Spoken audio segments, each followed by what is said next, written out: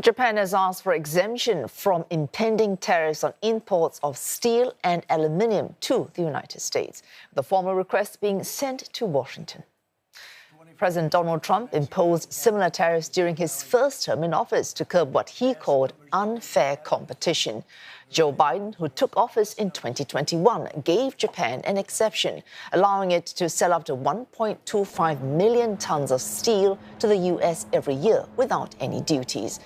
An official from the U.S. Trade Ministry says that exemption, known as a tariff quota, will now be revoked.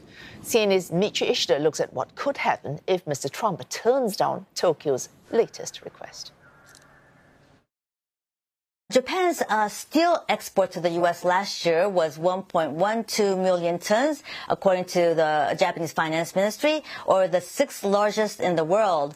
And some analysts say Japanese steel export to the U.S. includes high-quality type that cannot be easily be made in the U.S. And if tariffs reduce the volume of steel from Japan to the U.S., it could hurt production in the U.S., including that of Japanese companies with factories or investment in the U.S., and that could translate into impacting local jobs.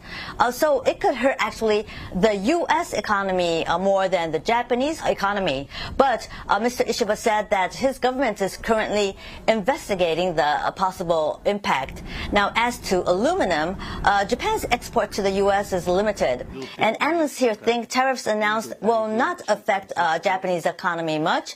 But the concern is what is next.